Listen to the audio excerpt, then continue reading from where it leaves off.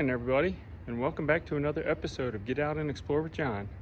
Today, we are in Big Sky Country, and we're visiting the most powerful building in the entire state. The state capitol building here in Helena, Montana, was built in the early 1900s, and we are going to go and do a tour of the state capitol building. It's open 7 days a week for visitors. I'm here on a Sunday, so they do not have guided tours on the weekends. But if you visit during the week, you can get a guided tour. So let's go and check out the state capitol building here in Helena. The Montana Territory was created in the mid-1800s. Its first capital was located in Bannock starting in 1864. Afterwards, Virginia City served as the capital until 1875, when it was then transferred to Helena. Montana officially joined the Union in 1889 as the 41st state, and the town of Helena became the official capital in 1894. In 1896, a contest was held to select the design for a permanent capitol building. George Mann's winning design was thrown out after alleged corruption in the selection committee, although his design was later used as the basis of the state capitol of Arkansas. The final design was from the Iowa-based firm of Charles Bell and John Kent, who also designed the South Dakota Capitol building. Its design was based on Greek and Roman buildings in a trend that became known as the American Renaissance, with lavish decorations representative of the Gilded Age throughout. After deciding on a tract of land that overlooked the valley, the groundbreaking commenced on September 10, 1896, with the first cornerstone laid on July 4, 1899. 3 years later, the Capitol's dedication ceremony was held on July 4, 1902, and was presided over by Governor Joseph Toole. The granite that was used to construct the Capitol building came from a quarry in nearby Columbus, Montana. As you approach the front of the Capitol building, just before you reach the Tribal Flag Plaza, you will come across a bronze statue of Thomas Meagher, an Irish revolutionary beloved by Montana's Irish citizens. It was erected here in 1905 by his friends and family. Meagher served twice as the acting governor of the Montana Territory.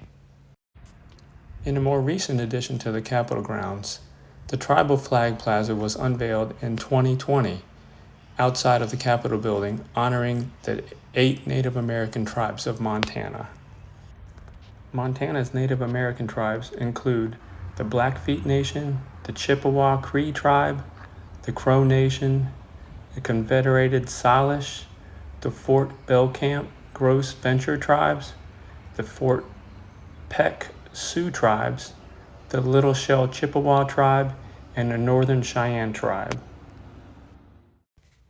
The first legislators convened in the new capital in 1903, and shortly afterwards, it was decided that the capital needed to be expanded to keep up with the growing state and its increasing population. So, in 1909, the legislature approved the expansion of the east and west wings, which were completed in 1912.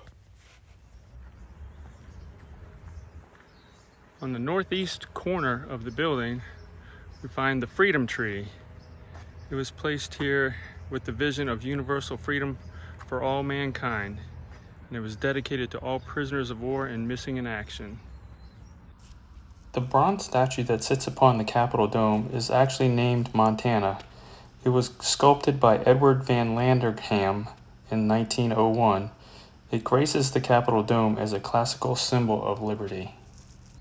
In order for visitors to enter the Capitol building, you must go around to the rear where there is a large parking lot.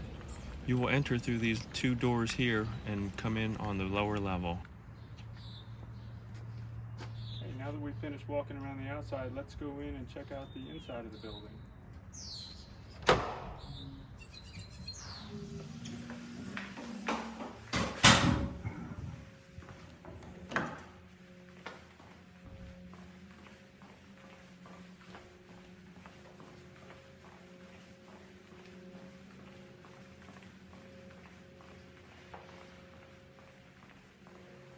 As you enter the lobby on the lower level, you will see a small statue called the Tree of Life. It was placed here in dedication of all of the Montanans who have donated organs over the years to save lives of others.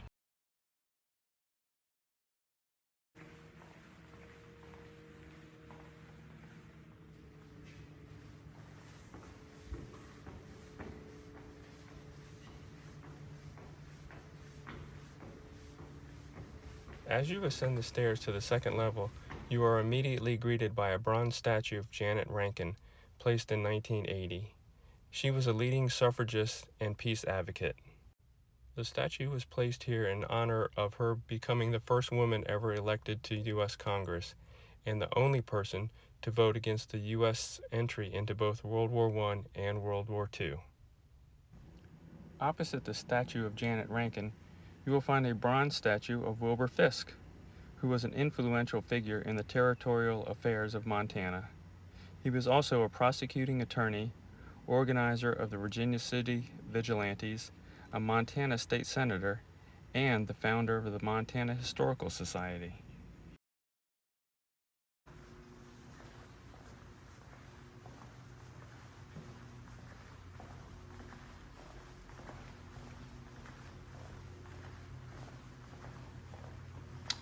On the second floor here, we're entering the Rotunda. Wow, spectacular.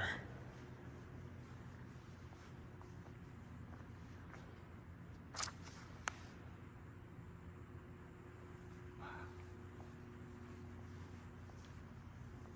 don't know how tall that dome is, but it's got to be at least 100 feet up there.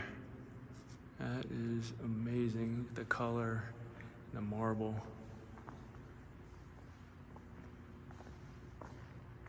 Wow. They have done a very nice job with this. My goodness, this is very impressive.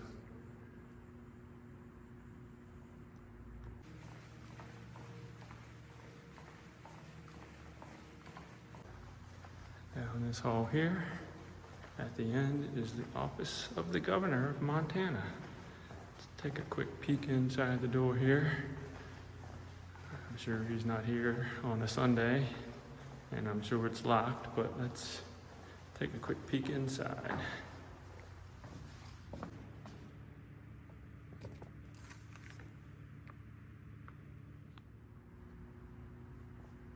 Here in the second floor of the Rotunda, there's a number of statues. This one here is of Thomas Walsh. He served as a U.S. Senator from Montana from 1911 to 1930. In 1924, he uncovered the Teapot Dome scandal. In the 1930, he was also appointed U.S. Attorney General, but unfortunately, he died before assuming office. In the opposite corner, we have a bronze statue of Joseph Dixon, served as a U.S. representative from 1903 to 1907, a U.S. senator from 1907 to 1913, and governor of Montana from 1921 to 1925. And lastly, there's a bronze statue here of Burton Wheeler, served as a U.S. Attorney General during World War I and senator in 1927 to 1943. In total, there are 8 sculptures and 34 murals located throughout the Capitol building honoring the people of the state's past. The most notable feature inside the center of the Capitol building is the massive rotunda with its 4 circular paintings.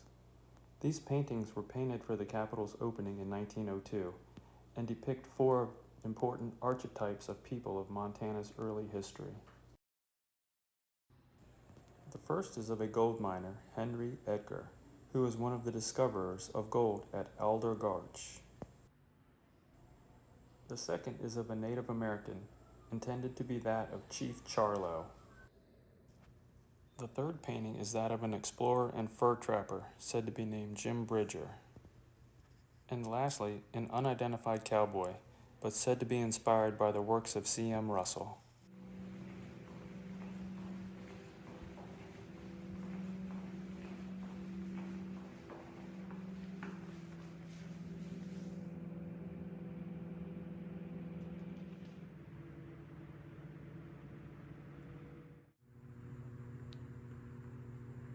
have some information on the Constitution of Montana and how it came to be. You can stop the video if you'd like and read that. And down below is a reproduction of the actual Constitution. There's a little timeline of important people during the creation and early days of the state of Montana.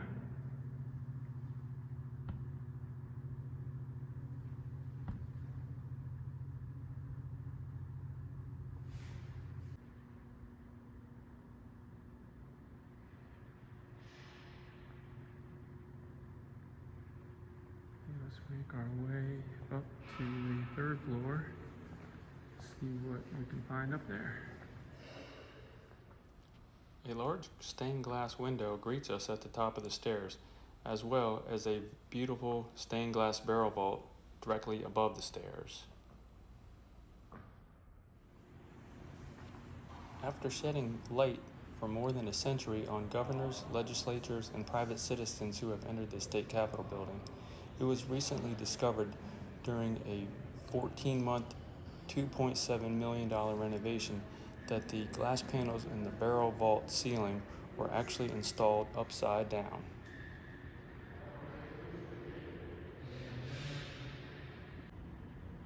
As we ascend the stairs to the third floor, above the stained glass window, we're going to see a painting that was a gift from the Northern Pacific Railroad, depicting the driving of the Golden Spike in 1883 to connect the Northern Pacific Railroad's east and west lines, making it the second transcontinental railroad, which greatly changed how Montana was developed.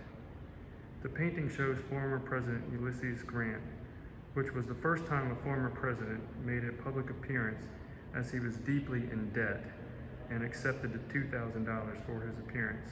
Even though he was shown holding the hammer in the painting, he did not actually drive the spike, as he was gravely ill with cancer. As we reach the third floor, we see the most recent addition to the Capitol's art collection, honoring the women of Montana. This two-part mural was installed in 2015. The first part, named Culture, is mounted on the east side of the staircase, and the second part, named Community, is on the west.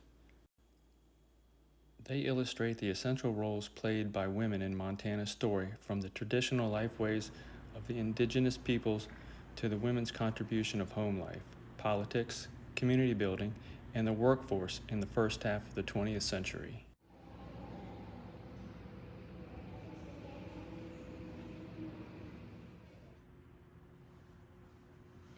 As we head back towards the Rotunda, we find the statue of Mike and Maureen Mansfield. Mansfield served as a U.S. representative from 1942 to 1952 and senator from 52 to 1977.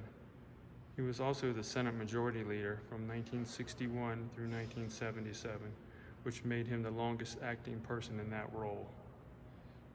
After that, he became the U.S. Ambassador to Japan from 1977 to 1989. And when asked if he could have a statue put in the Capitol building here, he insisted that only if his wife would be included in the statue in recognition of the critical role she played in his career.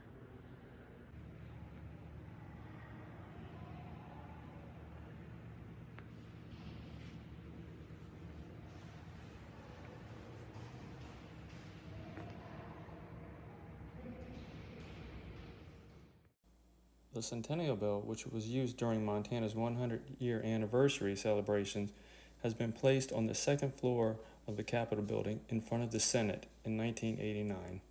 Every year since then, it has rung in honor of the Montana Elementary History Teacher of the Year.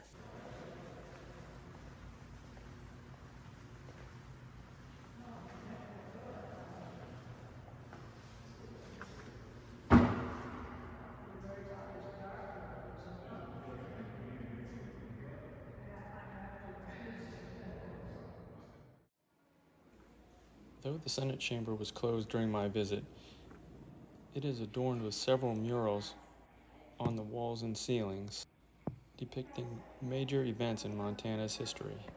They include the Louisiana Purchase, Custer's Last Stand, and Lewis and Clark along with Sacagawea at Three Forks.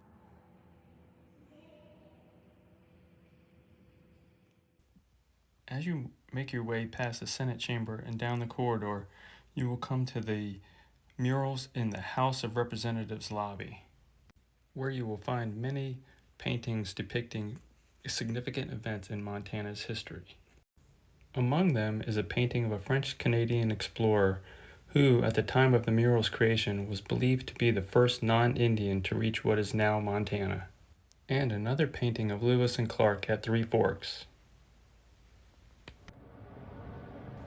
The scene we see here takes place in the Bitterroot Valley, and it is a symbolic meeting between American Indians and the immigrants in this painting called The Border. The next painting we see here is called The Surrender of Chief Joseph after the Bear's Paw battle near Chinook. Here is yet another painting of Lewis and Clark being led by Sacagawea through the Montana wilderness. And finally, as we peer through the locked doors of the House of Representatives chambers, we see a very large painting on the far wall, painted by Charles M. Russell in 1912. It is named Lewis and Clark Meeting the Indians at Ross's Hole, and is considered one of his most famous paintings. It measures 12 feet tall and 25 feet wide. In this painting, the Salish warriors dominate the foreground, as the explorers Lewis and Clark are relegated to the background of this majestic mural.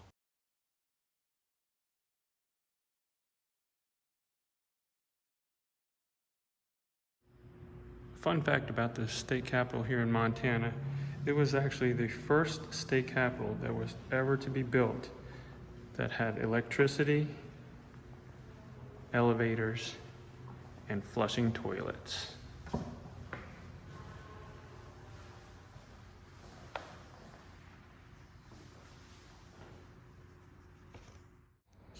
Well, that concludes the tour of the state capitol of Montana. Hope you all enjoyed the tour and maybe learned a thing or two about the state of Montana and how it operates and its history. I enjoyed taking you along on the tour. If you have anything that you want to add in the comments, please do so down below if you know anything else about Montana that I didn't add in here. Otherwise, I hope to see you in the next video, because like I always say, you never know what you're going to see when you get out and explore with John.